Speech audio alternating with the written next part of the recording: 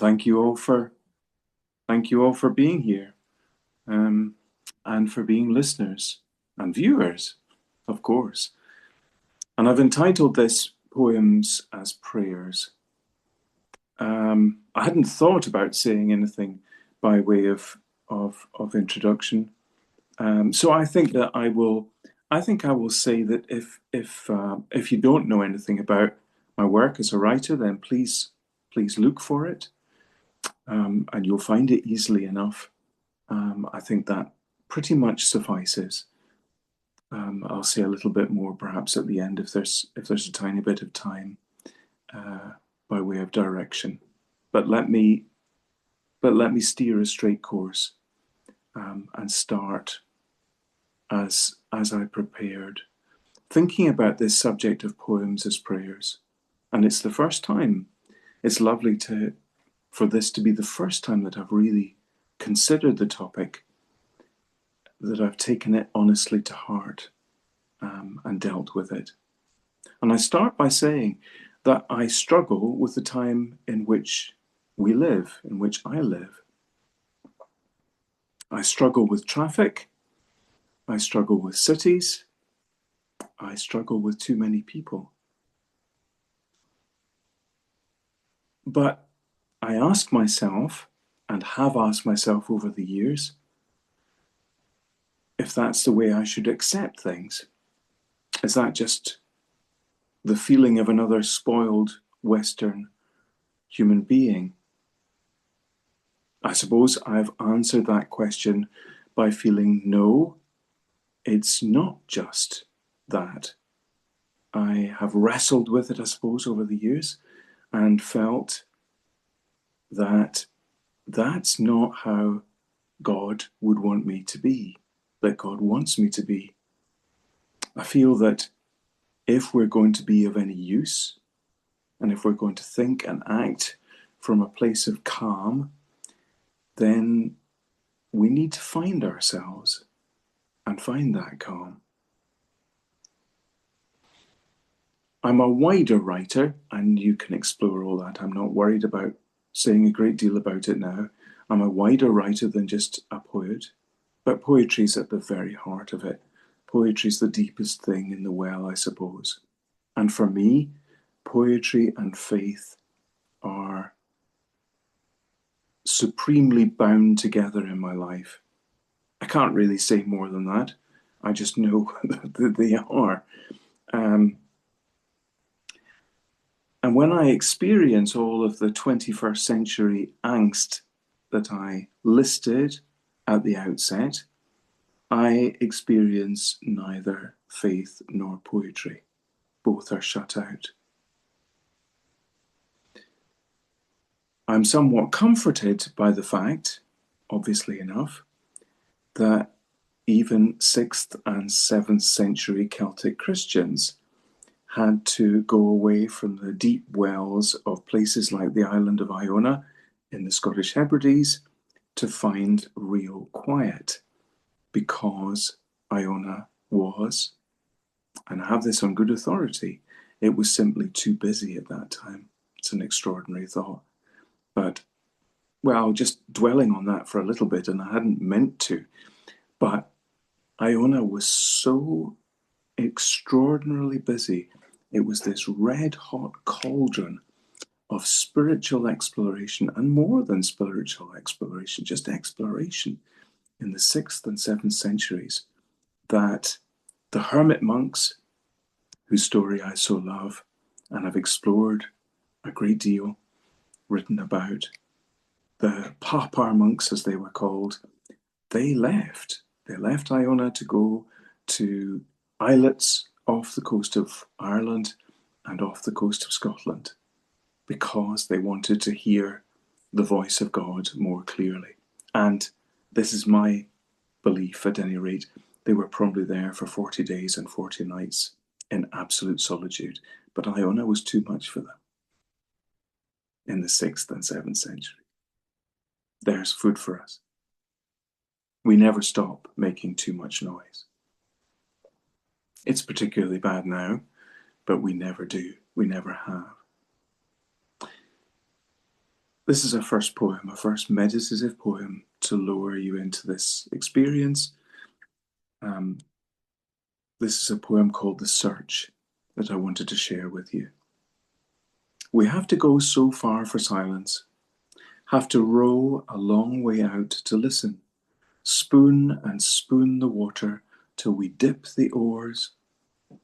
About, above, blue nothingness, an orange edge against the sky, the tips of slow gulls leaving light, ledges of gold light that change and flash. In this last softening of sun, a rippled mirror all the way across, this somewhere in between the night and day. Then row slow home, and row slow home, soundless, leaving the sea unbroken.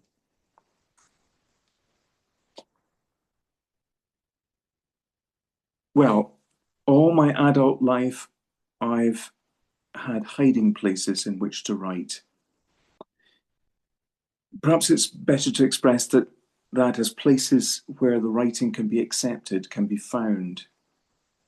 Most of the time I'm waiting, I'm holding out my hands like someone in prayer, like St. Kevin, perhaps asking for the lightning to strike, metaphorically speaking. I like that idea of lightning striking because it comes when you're least expecting it. And often that is the case with poems, that they actually come when I'm least expecting them. And there are days when the lightning doesn't come at all. But I have to be ready for the hope of lightning. My first place of quiet was a very simple wooden cabin at the bottom of a garden. It couldn't have been simpler and it couldn't have been colder. All that I could hear there was birdsong. That's the honest truth. I was in trees and I was in nature, what the Russians perhaps would call in spiritual terms a pustynia. And I felt that was the place to be. But it wasn't just a question. I want to stress this because I really want to give you something tonight. Well, that sounds very, very overconfident. I hope I might be able to give you something tonight. I suspect that you may have it already in terms of quiet place, but perhaps you may revisit the idea of quiet place in your own world and in your own life, because I believe it to be fundamentally important. And this is where this linkage between the spiritual life and my poetry life, my writing life, comes into being. But what I discovered, here I want to go off the beaten path. What I discovered when I had that first place at the bottom of what was my parents' garden and went there to write, and I was holding a pen, because I only write with a pen, I was holding a pen taut between forefinger and thumb, I found that something else happened. I actually found I had a first very unhappy marriage, and I was in a very unhappy place. And I found that place, that cabin at the bottom of the garden, a most supremely healing place. It was more than the sum of the parts, a great deal more than the sum of the parts. And so my hours there, because they were hours, maybe 3, 4, however many times a week, were far more than just writing time. I was leaving a place of unhappiness behind. If you like, I was leaving myself behind. And I was finding a deep well, and it was extraordinarily healing. Yeah, I wrote vast amounts. That's certainly true, but it was more than just the writing of the vast amounts. So that hiding place for me, and I've come to have other hiding places subsequently. I now have one on the island of Seal, where my wife Christina and I live. And I love that as a refuge. It's partly a refuge from electronic devices because there's nothing electronic there. I don't take my phone there. I don't have a laptop. I don't have Wi-Fi there. I have nothing. And it's actually a blessing to me to be able to go to somewhere that is beyond, that is out of reach. I've no telephone. That's really important as well. And I say that the only thing I'm disturbed by are the geese going overhead. And it is pretty much true. It might sound romantic and too much, but it's pretty near the mark. I sometimes go out, and this is true, onto the balcony because the studio is built over our garage, and I go out onto the balcony of it, which is like almost like the ramparts of a castle. So it's a modern building, but it feels very medieval. I go out onto the ramparts of it, and I listen to the geese coming over, because sometimes a whole skein of them flies up during the day, and I drop my pen and I think, no, the geese matter more. I love the fact that I'm there, really in nature. What a privilege is that, to be in nature, to be secluded in it, but to be part of it. And what I wanted to say was then beyond that it's not just a question of going to the place of retreat and hoping that it'll happen. That's not good enough. I have to work. I find, and I dare to offer you this thought, that we have to work at letting go of the 21st century. It doesn't happen automatically. Sometimes it does, very occasionally. But you know this, I'm honest enough to admit it, sometimes it doesn't happen. Sometimes I will be there for however many hours and it hasn't worked because I'm too tied up and I'm too bound to the whirring of my thoughts, the worries about the things that I need to do, the expectations that there are, all the labels that there are on me too. And it's not enough. That's rare, but it does happen. But I think that I really need to stress, and I suspect I don't need to stress it to you, that it's about unburdening ourselves. I feel it's like, another analogy I have is that it's like becoming a child again. I'm going to my cabin to play with words. And it's, I think, quite important. Yeah, I'm totally undisturbed. So the only person who knows I'm there is Christina, my wife.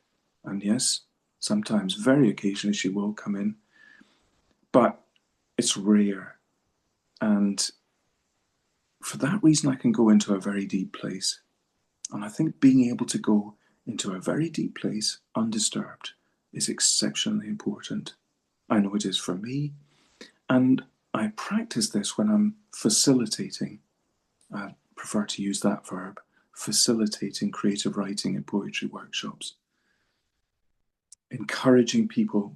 So we'll have maybe 3 or 4 hours for the process, and I will ask them to find quiet, to find spiritual quiet, to find a place, and to go into a deep well. And I urge people not to write too quickly. Don't try. Don't hold that pen taut. Start, in fact, by putting your head down on a desk and being quiet. So, again, I want to stress this linkage between the spiritual and the writing process. Yes, it so happens that there's a writing process for me. It might be, I think that the creative process for all of us is incredibly precious and important, and healing and all manner of other things. I'm not trying to make you all poets, I assure you of that. But creative in some way, there might be a creative response to the silence, to the meditative space. Or not, maybe not. There's no must about it. There's no rules and regulations. It can be about the finding of quiet alone. But I do underline just how incredibly healing and important, healing and inspiring and important for letting go of the burden of all that we carry, because we do carry it. And I'm aware of it, even though I live on a little island on the west coast of Scotland with 500 people. I've got nature just at my door. The most incredible. I'm so privileged, it's ridiculous. And I know that, but I'm still burdened by the 21st century. I'm burdened by the news. I'm burdened by worry. I'm burdened by all the things I have to do because I'm a human being, because I'm in this century too and I'm Western. And I know that. And it begins by letting it go. It begins by doing that. And it's actually, I say this with absolute honesty and clarity and devotion, really. It's so wonderful to let it go. Yes, it only is for a time. I know that. It's only for a time, and then I'm burdened again and I have to work at it once more. But for the time it lasts, it's incredibly precious. And yes, for me, as a poet and wider writer, it's incredibly special what comes out of those places, those moments of quiet, those times of quiet. I was once on a train coming back from London to Scotland. I'd been on the train for something like 5 hours, and I was back in Scotland by this point. It was September and it was harvest time, and the train was moving very slowly. I still remember it as vividly as I experienced it then. I was half asleep and I opened my eyes in full low sunlight. I was looking out over these beautiful, beautiful, bright gold fields that were ripe for harvest. And it happens very seldom. But sometimes when I'm close to sleep, or in that, I suppose I was in that deep meditative state without practicing it. And sometimes, very occasionally, poems fall out of the pen like that. So I want to read this one, and it's called, this felt like a poem prayer, I suppose, which is my title for this. It's called September. The fields lay white beneath a snow of sun, and birds were restless underneath. They rose and wheeled like silver leaves. The skies were more than blue, burnished and beaten with a strange brilliance. The angels are coming, I thought. The angels will come in the night when a huge moon ovals through these bright and cloudless skies. They will come to bind the sheaves while we are fast asleep. They will work the fields, their wings tight folded, all through the white night of this September, the moon gliding high like a balloon over the glazed harvest of the world. Nothing moving except the angels and the wind until the task is done in the warm stillness of the dawn.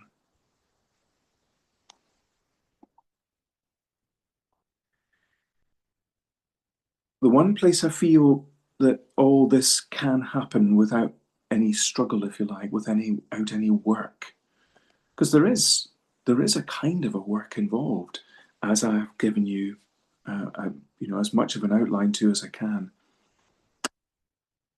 The place where there's no interference, where the veil is thin, is Iona in the Scottish Hebrides, and always has been all my life.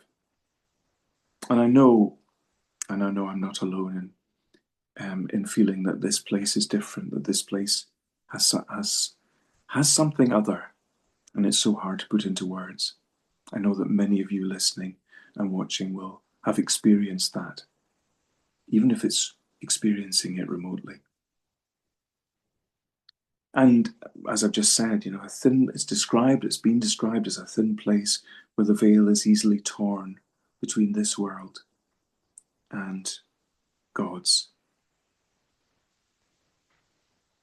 I want to walk there on my own and feel somehow, well, it sounds overstated to say that I'm walking into prayer, but a deep conversation with myself and with God, which could be called prayer. It just sounded too high and, it's a little bit overstated. But that, I think again, what's important there, when I think about walking, and many of you will have done this, you will have gone over to the west side of the island, you will have gone through the gate there, and you will have turned down towards St. Columba's Bay. And you meet the wind on a bad day, which is not uncommon on Iona. And I feel everything is blown out of myself. I feel somehow I'm blown back into childhood. And this business, I'm realizing even as I read this and experience this meditation, that being back in childhood is an exceptionally important part of it for me. We're busy being adults, aren't we? We spend a lot of time.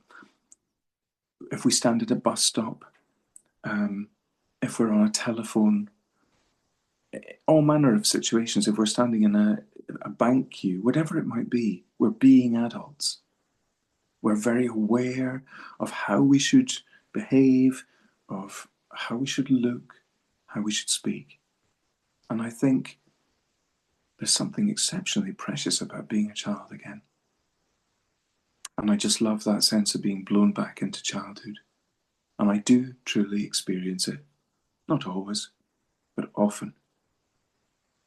And it's when, again, it's on Iona, it's as though there's no barrier. So there's not hard work to get there. I'm walking into it instead of having to go into deep meditation and work on it for hours.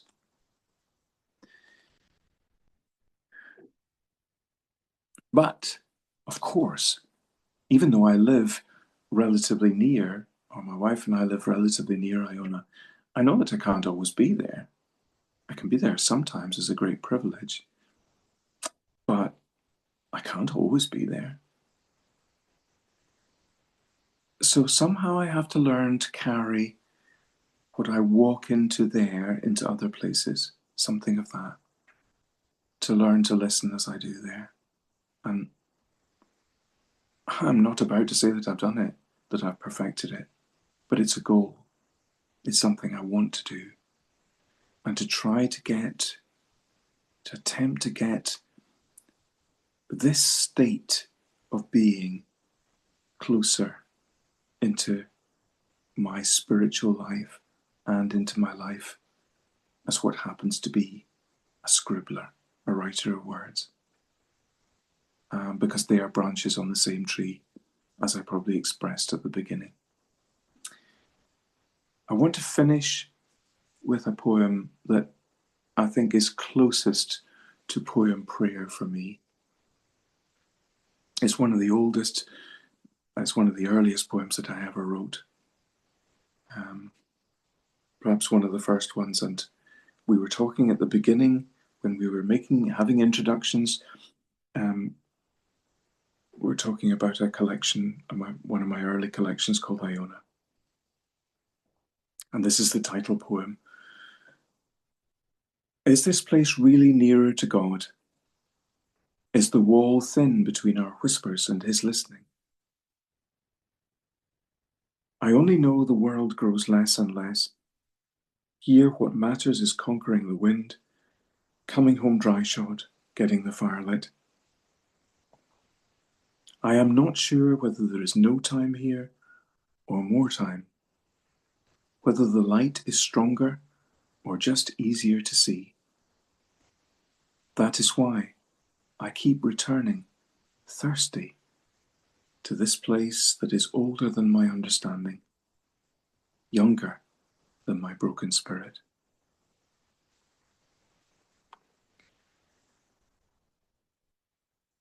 So in closing, I would ask you to think about that meditative space. You might be in a very busy place in every sense, but to think more about that quiet space and setting aside time. I feel it's important in my life to set aside time for the quiet space, for the meditative space. No, I don't pretend it's every day, but it's as often as I can make it and for as long as I can make it. And I truly believe that we will find healing from it and do find healing from it. And if we happen above and beyond that to find creative things happening, I don't think we should be surprised. I'm not surprised anymore by them. So creative things in whatever way that you seek them and they come to you, be ready for them with those arms outstretched. So I simply want to thank Margaret again for having invited me to be here. Thank you for being listeners and watchers. And yeah, please find my work. I suppose the thing what I'm giving most now these days is my meditation, my monthly meditation. That's for the moment at least on Patreon, called Imagining Things. And I would ask you to look for that and listen to that and share a word of it. Thank you. Thank you, Kenneth. And if you all don't mind, I think I'm going to leave the recording on as we chat, and I will edit out anything that anybody wants to share, but I just have a feeling there might be some gems we want to add to the recording come up here. I love what you offer here, Kenneth, in terms of whatever your creative impulse might be, anyone's that maybe not entering the space with any particular plan or intention might be part of that, but entering the space of unburdening and allowing from that emptying, allowing the space for the beautiful spirit of creation to enter that space. And that's very powerful. And also the fact that there's no failing. No. That absolutely. Some people have a fear, I think, of that need be ours, or that might require a special place by the sea. But none of that is necessary. It can be the space of a gap between the activities, the burdens. It can be in your bed at night, as you're saying. So thank you for illuminating all of that. Sometimes hearing where I absolutely empathize with what you're saying is where I hear words on a deeper level. So you were talking about words that you might hear, for example, in an advert. And suddenly those meaningless, trite words, suddenly you hear them on a much deeper level. And they come to be profound. They come to have extraordinary depth and profoundness. So it's often words, often a bit of writing will start to me by hearing a phrase out of context. Yeah. It's very exciting when it does. But I think that I would say, for me anyway, I can't impose this on all of you, but for me, I probably have to be at that point in that deeper place. I would struggle to have it at the railway station in a busy train. It can happen, but it's very rare. It's more often that I'll find it by having found the quiet. I would that second part I empathize with a great deal. And you and I spoke very recently, Chris, for your program, your podcast, about this business and the fact that we both felt that actually going into a formally religious space, to be quiet and to experience silence, we both found that exceptionally difficult. And I actually meant to say that tonight. It's only the fact that you're here now and I'm remembering that conversation, but I think it's worth echoing that I find, and this is the paradox that we talked about when you were interviewing me, that actually I go into my quiet space, my studio space, where very few words are ever uttered, and I'm completely and utterly happy. I'm completely at home with that quiet. But put me in a religious space, a formally religious space, and I struggle manifestly with it, and always have done. This is the paradox. This is the paradox. But I'm at my most spiritual. I'm on my deepest spiritual level. I just know in my studio space, I don't like calling it that, but meditative, in that meditative space, and that's how it works. That's all I know. I'm not sure if I'm echoing what you've said in the second part or not, or gone off at a tangent, but I wanted to mention that business of the sacred space. It is a sacred space, though, but it's not a formally sacred space. You know what I mean? For amplifying it, that's wonderful. Uh, I love working. I love working with musicians because I feel that it's quite difficult to put it into words. But I find that when I'm reading and then the music follows that, it lifts me. I'm lifted by the music. It's an extraordinary experience of transference. We performed that first, Ewan and I, in Iona Abbey. Ewan was playing in the organ loft at Iona Abbey, and it was in the middle of summer. It was very busy. We had 200 or 300 people in the Abbey church. And the experience of reading from where readers stand to and for services, to preach, but the power of being able to present Song Among the Stones from there, and then to be carried by the power of Ewan's beautiful playing. It's a transference of energy, this most extraordinary. That's all I can say. But it's lifting, and it feels. I describe it, if this isn't carrying it too far, it's like a kind of flying. By the end of it, you just feel as though you've taken off.